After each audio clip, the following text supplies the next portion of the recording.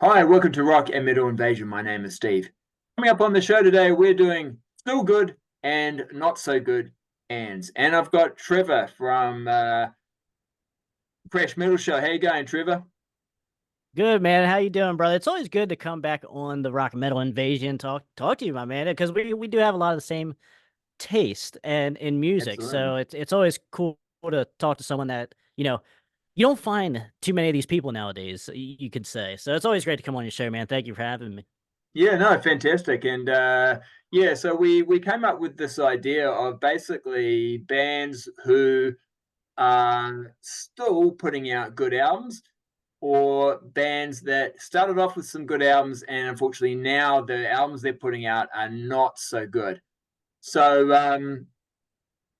we're going to do, and I'm going to go on Trevor's channel and do a similar, we're going to do a similar show. So on my channel, we're going to do two bands who are still putting out good albums, maybe even better albums. And then we're going to do two bands that are unfortunately perhaps not putting out the quality of albums that they were when they first started out. And then we're going to do the same thing on his channel as well. All right, so we're going to start off with the good. So bands who are still putting out good albums. What's the first band you've got, Trevor, to talk about? All right. So my first one here is going to be a band that actually came from Sweden, and that is going to be the band Nasty Idols. So now everyone that is familiar with Nasty Idols.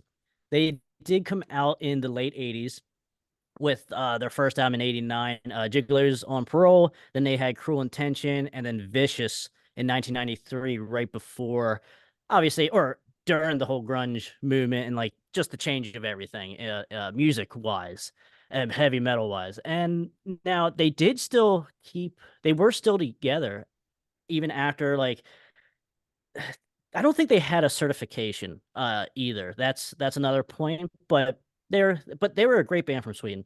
So now in 1996 they released Heroes for Sale, which is very still in the same breath of what they sound like. They're a sleaze metal band straight from, LA, but obviously from Sweden, but it has that, real street, like a spread eagle feel, but just Mm, Sweden vibes. And then you had in 2009 they reformed in 2006 or somewhere around there. Then in 2009 they came out with Boys Town, and then obviously the one I had here is California from 2012. And then sadly Andy passed away soon after that, the lead singer, the only original member left at that time. And so obviously that is the last album from Nasty mm, Idols. But mm, I gotta tell you, Steve, though, throughout, because I was not I now it's hard to find for me anyway, because I knew about Nasty Idols for about 15 years now or so when I was in high school, and I was only able to get off Paris Records like their greatest hits. And like I'm not a big greatest hits guy at all. That's probably one out of like five out of my whole collection of mm. greatest that I have of greatest hits. But it's just so hard to find their stuff, so I had to get it nonetheless. And I'm like, this is good. This is sleazy, dirty, trashy rock, rock and metal. And I just never really visited their later stuff after like 1993. And but as throughout the years, I started picking up some of their stuff and listening to their modern stuff, and it's really good, man. It is not a letdown. They must have just packed their bags and went back to Sweden and said, "Hey, we're still gonna do what Nasty Idols does." And I salute bands that stick to their guns, stick to their roots and such like that. And Nasty Idols, they're just a band that doesn't get much praise. And just to begin with, even their golden era albums. But yeah, no, California though from 2012, I really highly recommend it. I think Paris Records still has it for sale. Still has a couple copies yet, but like you got 1969 on this album, really good title track. They did have like a couple music videos, one or two for this album, and it's just a shame that Andy passed away, and because we'd be still be getting really good stuff, I believe, from Nasty Idols. But yeah, Nasty Idols, man, my first choice. I don't want. I mean, I could talk all day about it, but I had to cut the cord somewhere. So, Steve, I mean, Yeah. you're familiar with Nasty Idols, though, right? Yeah, well, no, just where you started talking, I put up my Nasty Idols album Oh, here. okay, okay. Yeah, so and I don't think this is would be particularly easy to get on vinyl, but yeah, Cruel Intention. It's the only Nasty Idols I've got, but I like it. It's just again, it'd be one of those bands that I wasn't aware that they had more albums after this. I thought 1991, oh well, that's it. Like Yeah, 'cause, it was like it must have been all over for them. They probably haven't released anything else. So when you mentioned that you were going to do Nasty Idols, I was like, oh right, did they carry on? And so had a quick look on Discogs and yeah, saw those albums that you've been talking about. So I'll have to go and check them out because if they sound as good as Cruel Intentions, then I'm probably going to enjoy it. yeah, you certainly won't be disappointed. I'll say that, Mm, especially with California. mm, Very, very good stuff here. If you have mm. one to pick up, I would pick this one up, certainly. Yeah. Actually, it's funny you mentioned that one too, because that was the one I was just before we got on today. I was just having a quick little playthrough online and Okay. yeah, totally. Good production, sounded good. I Yeah. need a bit more time to actually give it a good listen. But what I guess we're both probably going to be sort of talking about is yeah, bands are still good, but also bands that, don't do it. It's okay to change your sound a little bit, but don't do this like Yeah. massive change of direction and sound where it's sort of like, oh, it doesn't sound like the band that I loved at the start. Exactly. So, I'm 100% with you. I'm all right with a band like trying new stuff. mm, Just even if they end up going a different direction totally, mm, as long as it's like real and natural mm, progression throughout mm, the years. But like when you try to switch something so quick within a one album, even two, and mm, it just seems yeah, like a money sure, to the fans. It seems like a money grab type deal. It just doesn't seem real and authentic. So yeah, that's kind of like yeah, where I would classify some of this stuff in here. Like for bands that I was putting on these lists. yeah, sure, yeah. Okay, and it's yeah, slightly obscure band too, which is great. So because that's Yeah. that's also like for both our channels, we do like to sometimes highlight those bands that you may not be aware of. So yeah, fantastic. All right, so my first one, not obscure at all. This is quite a well-known band. Had platinum albums in the '80s and lots of success and have put out quite a number of albums, which I don't have all of them on vinyl. In fact, I don't necessarily have all of them. Good majority of them though. So the band I'm going to be talking about is the band called The Cult, and so this is one of their first albums, Dreamtime. Now, when I think they first came out, they might have been called the Southern Death Cult, something like that. So they did change their name. They were more sort of gothic, even alternative rock at this sort of start. Even on this album, that they've got that sort of sound a little bit. And then they come out with Love, and it's still a little bit gothicy and quite alternative, a little bit alternative, but there's definitely some heaviness coming in here. And then they just go full on sort of almost AC/DC on electric. Get Rick Rubin to come in and produce it, and yeah, this is my first encounter with the Cult when this album came out. They actually recorded this album initially in the UK with the same producer who produced Love, and it had a similar sort of sound. And then they decided they kind of wanted to, toughen their sound up a little bit, get that sort of, like I said, more AC/DC type sound. So they then re-recorded the whole album with Rick Rubin. In fact, this particular version of the album has both versions. It's a double vinyl, so you can hear the difference. But Okay. um, yeah, and then that did fairly well, but then they just really broke out big time with Sonic Temple. Firewoman was a big hit, and yeah, they were sort of away then, really, and continued to put out albums. Well, I say continued. There was a bit of obviously even the '90s for the Cult, even though they had some alternative influences on, and it's debatable whether you'd put them in the hair metal category. I sort of feel like they played with a lot of hair metal bands if they were, you know, in concerts, but you know, they did go out and tour with Guns N' Roses, for example. But there'd be some people who would say that they don't fit the hair metal category. I'm not going to get into that debate right now, but they put this album out, Ceremony, in '92, I think it was. Wild Hearted Sun was another big hit. And then they sort of did start embracing the alternative side of things a little bit more.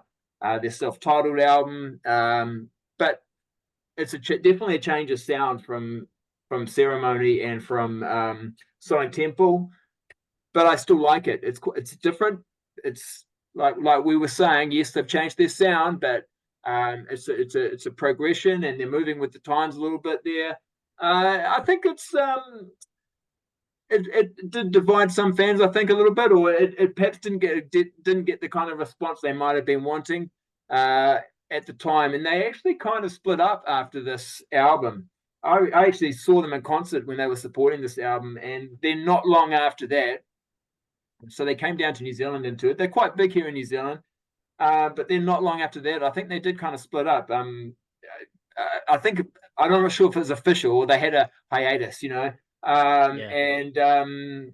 You know, they kind of went off and did their own little things there for a while. But then and then of course they released the greatest hits, you know, Pure Cult. And if you sort of are just new to the cult, this is a great one to get, all the singles. But then they made a comeback, and it was a great comeback. They released this, I think, around 2001, something like that. It's called Beyond Good and Evil. It's quite heavy album, rocks quite hard, really good. And then they've just sort of been putting out albums every sort of few years since that one. They did the one after this, Born Into This, I don't have, because actually that's one of the few albums they've released over the last sort of 20 years that I don't like so much. But and granted, they're not putting out a lot of albums, so they're not super productive. But they have sort of put out, you know, they put this out in 2012, Choice of Weapon, Hidden City in 2016, which is also very good, quite similar to Choice of Weapon, and then Under the Midnight Sun, which I don't have a copy of, put out at the end of 2022. It's only got 8 songs on it. I don't actually have a physical copy of it. It's a little bit mellow, but I still like it. I think for the most part, they've been pretty consistent right since their very first album. So like I say, there's 1 or 2 albums that I don't like as much, but I enjoy them all, really, and so many good songs, and I think they're very consistent with their sound, good production, and I think they still have a good amount of popularity as well. That's my first pick, The Cult. Yeah, I like that pick. That's a good one, because I do have pretty much the whole run up until their reunion album. And I will say it is if you listen to all of those, it is very diverse throughout all those albums. And like you said, it does feel like somewhat of a natural progression too, because I really enjoy Ceremony. That album, like I really enjoy that. It's so many different sounds on that, and I just think that's one that gets overlooked too. Obviously everyone knows like Firewoman. You know, there's 2 albums that got them big, but yeah, it just seems like it might just been the wrong year. Obviously, what was that, 91 or 2? 92, I think. Yeah. Yeah. Okay. Yeah, just the wrong year for that kind of stuff, and a really stripped down too, somewhat album. But yeah, no, that's a good one. I like The Cult. That's one I didn't really think of, but I like that. That's a good one. All right. What's your second pick of bands who are still putting out good albums? All right, so I think this one's kind of another somewhat obscure. I mean, probably a little bit more well known, or a little bit more known than Nasty Idols, but I'm gonna go with Vane. You know, obviously, everyone, if you know Vane, you know the debut is No Respect, and just they didn't stop, which is crazy to think about. After that, they put out a couple other albums. And it is like, you know, from 89 and then 91, they put All Those Strangers out. Then in 1993 they did Move On It, and then they did 1995 Fade. So like they're not stopping at all. That they're still Mm, pumping out stuff every 2 years up until this point. But then they had like a 10-year stoppage, I guess hiatus you could say. And then you had come out 2005 On the Line here. This album's really good. I because I heard a single off of this album back like 10 years ago, Cover Me. That I heard all I heard I just heard the song. I didn't know what album it was off of or anything like that because at the time I only had No Respect. And I was like, this sounds really good. It must be one of those early 90 ones, and but come to later find out in the coming years when I did pick this up On the Line, it's from 2005 and it still sounds like something that mm, could have been came out off of their second album. And then after this 2005 in 2011 they did Enough Rope, which does have a couple singles on that as well. That's really good. And then in 2017 they did Rolling with the Punches. And actually, funny enough, they are releasing a brand new album. I think it might be coming out this month actually. Well, it's coming out here very soon. mm, Here in 2024. mm, And it is super super like I really enjoy On the Line here. I enjoy mm. everything I listen to of Vane. They have that distinct. Now, a lot of people will say you either love Davy Vane's voice or you don't, Yeah. which I can, I can see that. So if you love his voice, you're gonna love anything probably that Vane does, because I think, if I'm not mistaken, even up until this brand new album, you still have four of the original five members still in the band. So that obviously is gonna help with a lot of the Mm, sound just in mm, general and having that classic sound. But yeah, I think Vane, another super underrated band. I don't know what the deal is. Like I tried to buy or pre-order the album like last week and I wasn't able to get it. Like I went into the cart, tried to buy it, and something came up like I couldn't get it, and I was bummed. So I don't know. I'm gonna have to figure that out. What the issue is here with that, because you can only get it as of now, like, or pre-order it on Vane's website. So I don't know, but I'm very mm. anxious to hear a brand new Vane Yeah. because I mean, I love Vane. Vane's one of Mm, those, man, ever since high school. That same with Nasty Idols. That they've been in my mm, ears for over 15 years mm, now. So mm, it's just really good. I don't think you're gonna be disappointed at all. Like I said, Cover Me is a great song on here. Turn to Sand is like a 7-minute epic song. It's slow, like kind of like a ballad, but it's just in the vein of Vane, yeah. basically. No pun Yeah. intended. But yeah, no, it's really good stuff. Cover Me, Live for Love. Please check out the new stuff of Vane if you haven't. Certainly a more than deserving band to be on, you know, to still be touring or to still be releasing albums compared to some of these other bands that we're going to talk about Mm, that might not be so deserving. So, mm. but yeah, no, I think Vane is a top notch one for me. Yeah, great choice. Great choice. Yeah, and like you say, if it's still kind of got, four of the five or whatever, it's got still got a good number of the original members. That helps because a lot of these bands, maybe some of these other bands we might talk about, that maybe the albums aren't as good, perhaps not helped by the fact that maybe you only have one original member. Right? Yeah. So that helps. Although, of course, it's really Davey Vane's show, isn't it? Really, it's his. I'm sure it's got his name on the band name and everything like that.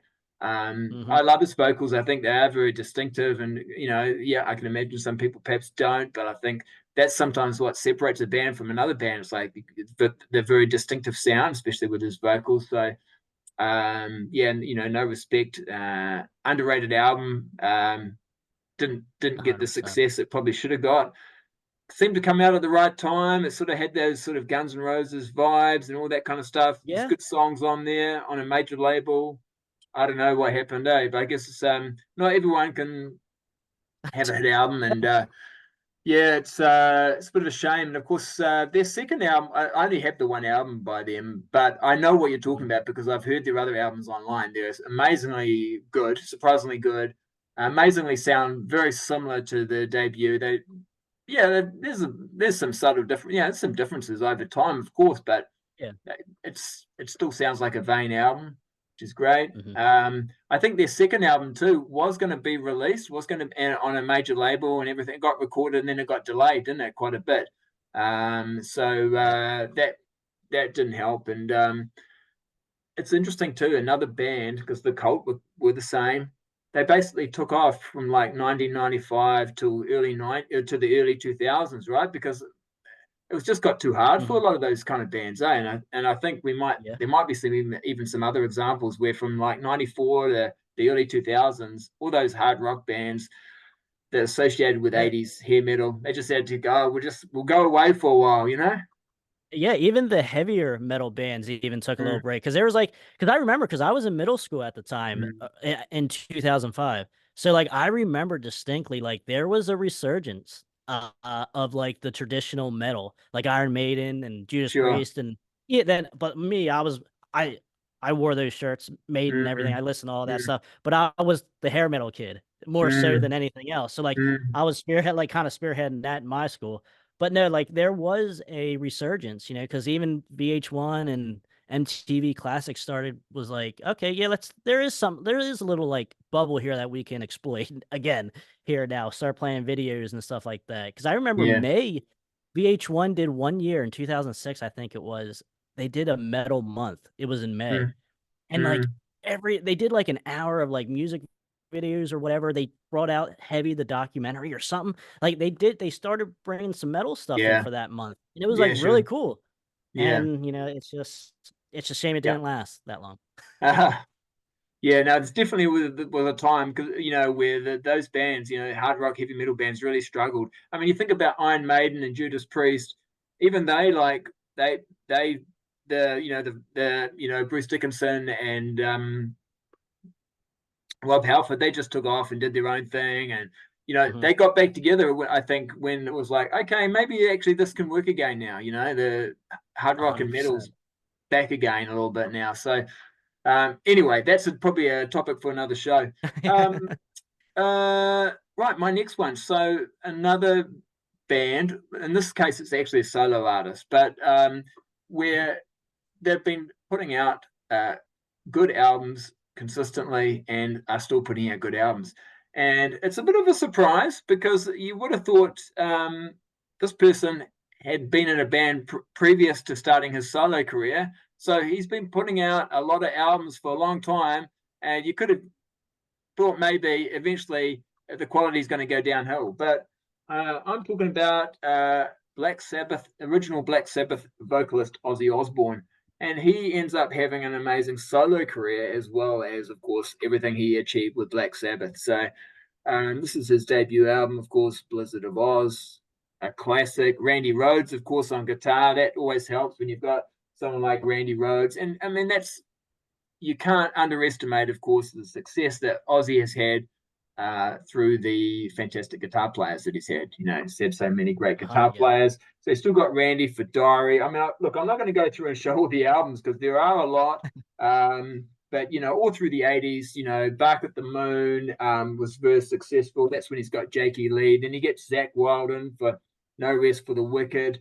Oh yeah. And that for me is one of my favorite Ozzy Osbourne albums. I know for I'm some with you. people, yeah, I know for some people that's kind of No Rest for the Wicked, even maybe The Ultimate Sin. That's where some people kind of get off the Ozzy Osbourne train, but no, not for me. I still think he's putting out great stuff, and yet No More Tears was actually a bit of a hit, probably one of his biggest albums, right? The title song was Yeah. very big hit for him. Um, Again, I think the '90s, even for someone like Ozzy, was a little tough. In fact, he even Hmm. retired, didn't he? I think he after No More Tears, he said that this was going to be the No More Tours Right. tour. And so he's sort of actually retired, which is bizarre when you think about it. He's still sort of going now, 30 years later after retiring. But um, yeah, Osmosis came out in '98. And then, of course, he had the Osbournes, that TV show, which I think, again, put him back in the spotlight. And, I think Down to Earth, that's a good album. It is a good. Um, Yeah, that's a little bit of an underrated album, I think, as yeah, well. yeah, it's got some good tracks on it. I just think, And this is what we're talking about, right? Still good. Yeah, it's all still good. Yeah, I mean, there's a few songs that I like a little less than some of the other ones, but Right. you know, what's this one? Black Rain. Probably not one of my favorite ones, but I still like it. There's Mhm. still some good tracks on there. I think he gets Gus G in for Scream on Yeah. guitar, so no Zach on that one, but still really good. And Zach comes back. Now I wasn't a big fan of Ordinary Man, but at the same time, there's still some good songs on there. But the same Mhm. guy who produced Ordinary Man also helped Ozzy with this one here, Patient Number Nine. I think this one's much better. Um, yeah, Andrew Watt, that's the guy. I don't think Ordinary Man was quite as good, but this one is fantastic. And he's got lots of people, lots of special guests. There's a whole list here of all the special Yeah. guests that help out on it. But it's a great album, and that's the latest. So really very impressive number of fantastic albums. So will there be another one? I don't know because he's not getting any younger, is he? But No, yeah. Yeah, that's tough. That's a tough call. He might be able to do something studio wise, but certainly like show wise, I don't know, man. mm, That's yeah, tough. But I can't deny how good Ozzy's solo career has been. Like, I'm mm, not the biggest Ozzy guy. Like in Black Sabbath, I'll take Dio, or like Ozzy's like one of my least favorite mm, iconic mm, bands and mm, guys singers. He's kind of like a Davy Vane a little bit as far as like his mm. vocals. Oh, You either definitely. love it or you hate it, and Yeah, I'm yeah. more on the can't listen to it more than 30 minutes type deal. Yeah, But no, yeah, yeah. but no, I can't deny it's a great choice because like up until about like Osmosis, like you said, like I started like teetering out then. Like I don't really need to hear too much, but hey, he's still on top of the world as far as Mm, like a metal icon, and can't take nothing away from that. And Ozzy is the man. You can't deny it. So yeah, good yeah, he stuff. is. He's a bit of a legend, isn't he? Oh All yeah. right. So now we're going to start looking at. We're just going to do two bands each. Where I'm not going to say that they're necessarily bad albums, but they're just putting out albums that are not as good as what they were when they first started out. So, what's the first band you want to talk about, Trevor? Okay, so my first one, I mean, I think this won't be too much of a stretch, I don't think. First one will be actually Dokken. And now, obviously, we all know Dokken for their golden age, pre-breakup era. And even a lot of people like to throw in 1995's Dysfunctional as being a classic album of Dokken. And I would tend to agree on that because I think Dysfunctional is pretty good. But then once they break up again, you're Mm, kind of like, oh, yeah, now we got Shadow Life in 1997. 1999, you got Erase the Slate. 2002, you got Long Way Home. 2004, you got Hell to Pay. 2008, you got Lightning Strikes Again, which a lot of people, I think, a consensus is probably his best modern album or post original band album. And then you had the 2012 Broken Bones, and then you finally here have the Heaven Comes Down. And I actually do enjoy Heaven Comes Down. Out of all the uh, post-dysfunctional albums, I would probably gravitate towards this one as my favorite. And don't get me wrong, like, Lightning Strikes Again's fine. I can see why people like it. But to me, there's only maybe like a couple memorable songs on it. And I think Shadow Life, a lot of people mudsling that album. And I can totally understand why. It was totally not Dokken, totally mm, forced within like one album. Because even like Dysfunctional still had your elements of true Dokken in there. mm, Kind of like your ballads. You even had mm, like a Jim Morrison type song, 7 minute song, the not the maze, Too High to Fly. And you still had decent guitar solos from George in there. It was good. But after that though, man, like Docket, because like I said, in middle school and high school, I was into this stuff. I was listening. I remember when like Hell to Pay came out, I was like, oh, new Docket album, this is cool. But like, I never owned it, but I did listen to the songs. YouTube was in its early days, but like you could still listen to a couple of the songs at the time. And I was like, I'm not gonna spend like $12, $15 for this CD and only like maybe one song when yeah. I could go at the time I could go on eBay and buy Mm, three 80s albums for $5. So like, what do you think a teenager's gonna do? And but I just I think Heaven Comes Down is good. I do enjoy that a good amount, but ever since then, man, I don't really visit, Lightning Strikes Twice. I don't really visit any of the other stuff. Not saying it's bad, and like I said, other people like this album, but to me, Dokken, man, like there was something special there with the original band. And Mm. even Don Dawkins Up From the Ashes is a really good album. And but Yeah. Yeah. there was a super it was kind of like a super group there too with Mm. that album. So, Mm.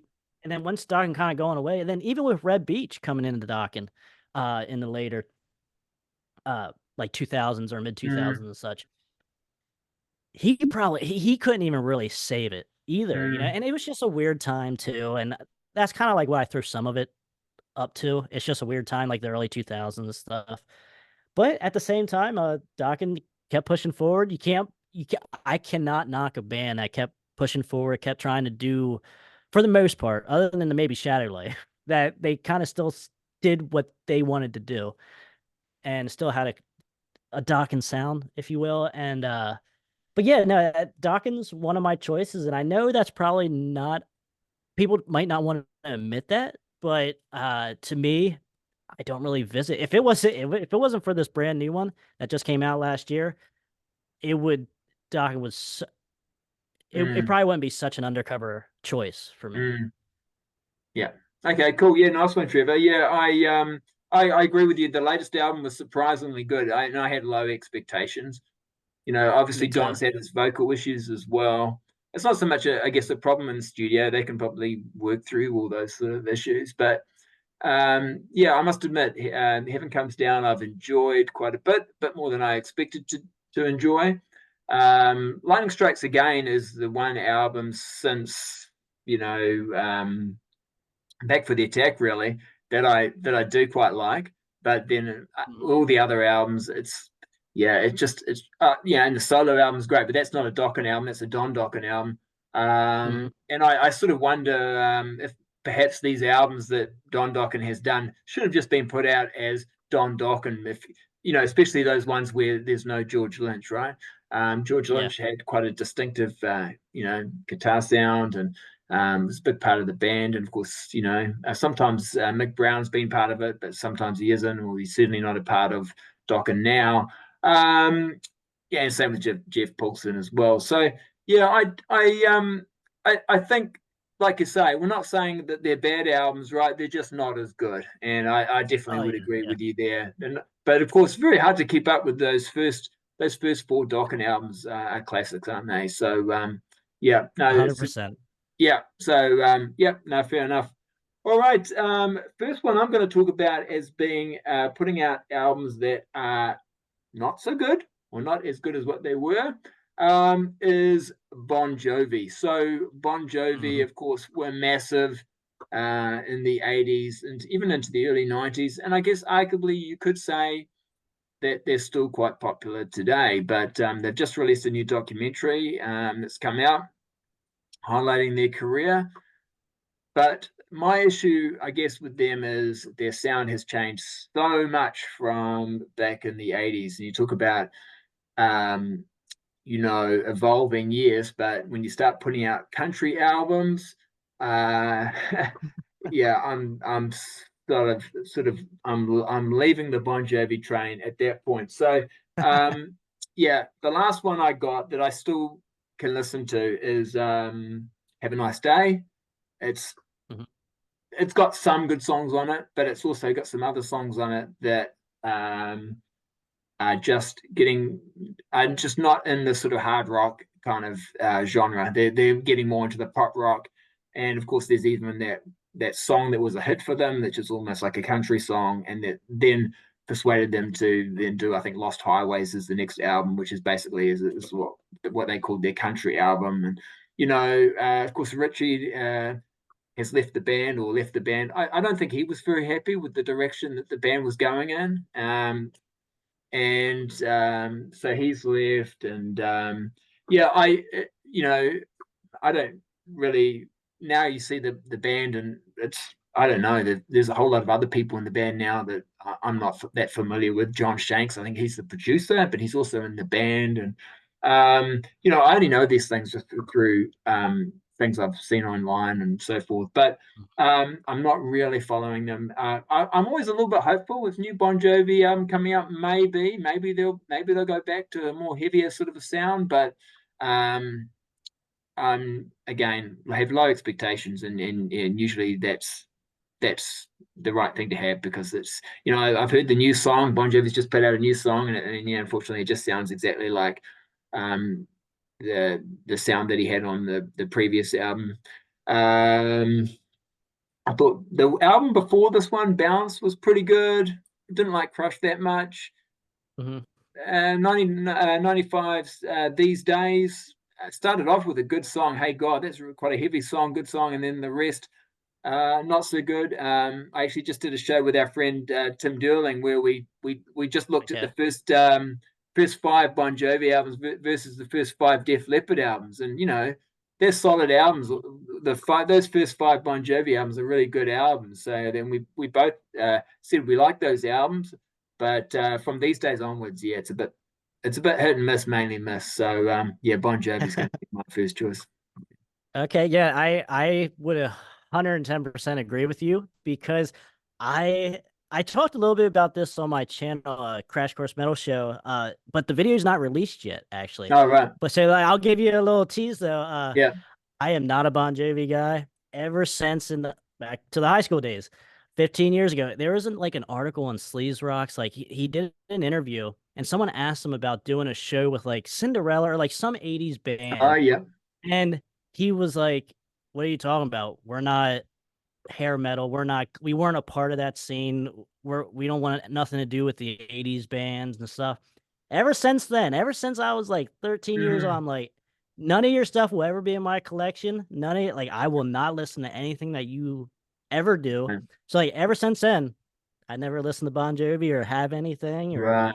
it's just Well, like, yeah. But I mean, I get it. they As far as a supported business Rat in standpoint, 1985, so I don't know what he's talking about. Open for I Kiss. know, I and that's mean, yeah. even as a 13-year-old in 2005, I knew he was bullshit. Yeah, yeah, Like, yeah. come on, man. Like when you do something like that, the loyalty with me goes straight out the window, and like, you don't need to be in this Mm, badass collection of hair metal and mm, sleaze metal and stuff that I have. Like, no, mm, you're not worth my time. That's, mm, if mm, we're not worth your time, then mm. you're not worth my time. So, Fair enough. that's kind of my thought. That's a little rant there for you, Steve. So, Yeah, no, it's good. I enjoyed it. I enjoyed it. Yeah, yeah, yeah. All right. Do you want to hit uh, us up with your second pick? yeah, I got another one here for you. Final one, and this one might actually surprise somebody. I guess they're a big band, and that is going to be Kiss. Actually, for me, Kiss is not. I really enjoy the '80s non-makeup Kiss. Mm, Now when I was young, when I was like 8 years old, like real young, I enjoyed the makeup Kiss, '70s Kiss and stuff like that. And I mean, I still do. Don't get me wrong, but like as I got older and I found more of the like sleaze, more technical and not so bubblegummy rock and metal, I was like, do people like think Kiss is really the greatest band of all time? Yeah, like that kind of deal. And then it obviously didn't help with every album that I seen ever since I've been born, just like flop after flop. Sonic Destroyer, I think, was the most recent one. Ah, man, like it's like you guys have like plenty of years in between these like 3 albums ever since Carnival of Sins. Or sorry, Psycho Circus. But no, Carnival of Sins is another one though too. This is a very strange one. mm, But that was another one they were kind of like trying to change too, that came out prior to this, Psycho Circus. But there's a couple good songs on there. Don't get me wrong. I still spin them maybe once every couple years, but like every time I spin it, nothing gets added to my iPod, and I'm like, yeah, this is still as dead as it was when I first mm, listened to it. But I mean, you would think after all these years, and like even the years in between these albums, like you had 3 years, or you had 3 albums in between, what, 1996 and it's 24, so you had almost 20 plus years, or almost 20 years, and you only have these songs to show for it, mm, and God, like it is a big disappointment. But I don't know. It's yeah, I can go on another rant here with Kiss, but like I do like Kiss. It's not like a mm, Bon Jovi thing, but like mm, it's just it's more of a disappointment to what they could be. But then at the end of the day, it's like, man, were they kind of just crutching their way through the 80s then? But like there is really solid albums of theirs in the 80s. So like, but then again, they had really good guitar players in the early 80s too. And Vinnie Vincent, Mark St. John. mm, mm, But yeah, I don't know. It's certainly it makes me scratch my head, like, because like, man, these albums should be better than this. Like mm, Destroyer, Sonic Boom, mm, Psycho Circus, with the whole reunion deal in 1996. Like, we should be getting another Detroit Rock City or something really good here, or Creatures of the Night. Like, I like Creatures of the Night a lot. mm. That's like one of my favorite Kiss albums, but we always come up short here, Steve. I don't Yeah, know. yeah, yeah, Yeah, I yeah. don't know if you want to touch on that at all. No, I think you talked about Monster, right? Monster is one of the more recent Yeah, Kiss yeah, yeah, ones. yeah, Yeah, yep. yeah. Yeah, and Sonic Boom. I don't have any of those albums. I mean, I've heard them online, and it just didn't really inspire me to go off and get them. But I was, Psycho Circus. I was super excited about because I like the actually quite like the title track, but then after that, Yeah, there's not nothing else really there. And I thought them getting back together again, and yeah, I was excited that it was going to be a good album, but yeah, it just really wasn't. And but like you say, the '80s Kiss. I mean, I enjoy '70s Kiss too. I just think mhm, '70s and '80s Kiss is fantastic, and through the '80s, they're super productive. They're almost putting out an album every year. There's a lot of albums from the '80s, as mhm, opposed to the last 25 years or whatever, super unproductive. What we was talking about, 3 albums or something like that. So right. I think it just comes down to money. It's like, well, we're not, I mean, let's be honest, Gene's always about the dollars. And Yeah, uh, it's like, well, then if we're not selling, then because no one's buying albums or no one's buying our albums, why bother? We make more money going out and doing these tours. So, which is, yeah. which they did. And one more point too I don't want to forget is or overshadow is the importance of Eric Carr as well. Hmm. I think to Kiss, very important. Because obviously once he ended up passing away, here we go with the downtrend then too at the same time. So I don't know if I don't think that's coincidence either. And then once he came back in, or once he joined Kiss, they here we go. Like as far as the technicality and like how the music starts to impress, have merit to it. It's not so Mm, bubblegummy. mm. So I don't think you can overlook the importance of Eric Carr. I just wanted to say that before I forgot. Yeah, no, So yeah, yeah, yeah, absolutely. I know he's a popular, member of the band. Definitely, mhm. yeah. All right. Last one. So this is my last choice. Bands or a band, who are putting out albums that are not as good, and unfortunately, this band is one of those bands where it's got very few of the original members. In fact, at the moment, it's only got the vocalist, the singer. But when they started out, they put out a fantastic debut album. So I'm talking about Bullet Boys. So I love the Bullet Mm, Boys debut album. It gets compared to Van Halen a little bit, which is understandable because it's produced by Ted Templeman. But just so many great songs on this album. I love this album. Yeah, from start to finish. But yeah, you know, I really like Kiss and Kitty. Hell on My Heels, mhm. Smooth Up In You, which was the single, bit of a hit for them. F9. F9, Yep. yeah, yeah, Hard Yeah. as a Rock, yeah, really brilliant, great stuff. And of course, Mick Sweeter on guitar. I think he was really a really great influence on the band. And he's no longer in the band. I think Mhm. that's an issue. They did try and reform, I think, and they toured uh, with I think the original lineup. At least they had Mick in there, probably Lonnie Vincent as well. And it, it all fell apart. And I was really hoping that they were going to stick together and put out a new album, and it was going to hopefully sound a little bit like this. They did. I think they did 2 more albums after this with the original lineup, and they're pretty good too. Not as good, I don't think, as the debut, but pretty good. But by the time the third one comes out, I think it's like 1993. So they're doing well to still even have a major label deal at that point, right? So because grunge is totally in full effect, and they've changed their sound a little bit, but it's still pretty good.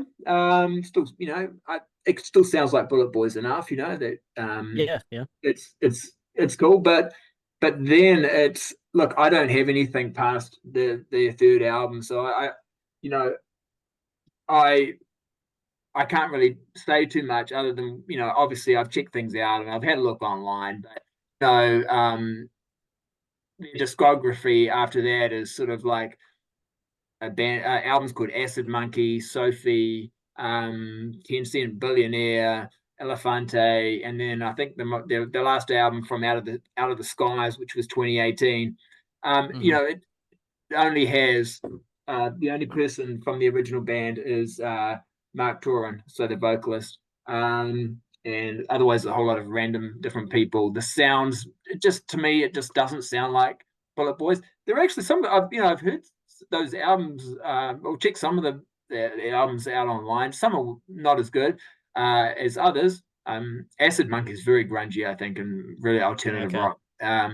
But some of the more recent ones, they're actually not bad, but they just don't sound like Bullet Boys. Like if it came out under a different name, you'd be like, oh yes, relatively good hard rock band, But when you're trying to compare it to the Bullet Boys, or it's got the Bullet Boys name on it, it just doesn't quite work. So I just think they're an example of a band who maybe should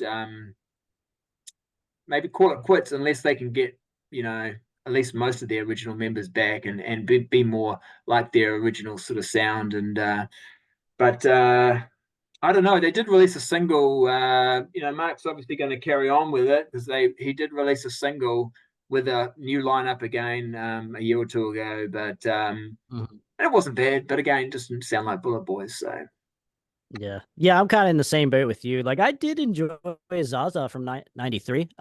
Like the only thing with that, like it does still have their sound, but the ballad they released was like a really soulful style ballad, which I really enjoy. I like soul music and stuff like it, so I think that's like a perfect blend. But yeah, ever since then, like I said, when I was growing up, I seen some of these albums get released, and I listened to a song or two, and I'm like, what is this? Like, I'm gonna go buy, the debut Freak Show. Yeah. Even I was kind of disappointed with Freak Show though too when I was young, but I've grown to like it. Don't.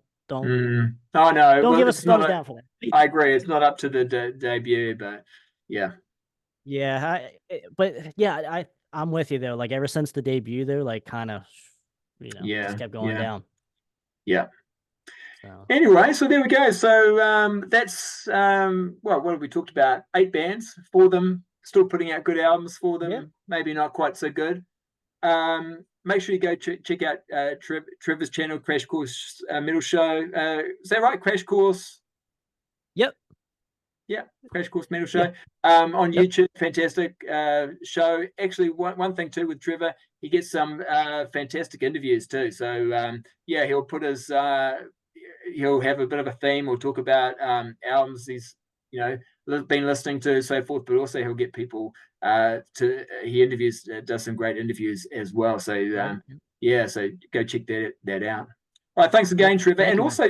And check out Trevor's channel for, we're going to do a follow-up to this. So I'll be on his channel doing a similar show to this. All right, thanks for watching. Hit the thumbs up. Yeah, thanks, Trevor. Leave a comment. If you haven't subscribed, make sure you hit that subscribe button, and we'll catch you later. All right, see ya.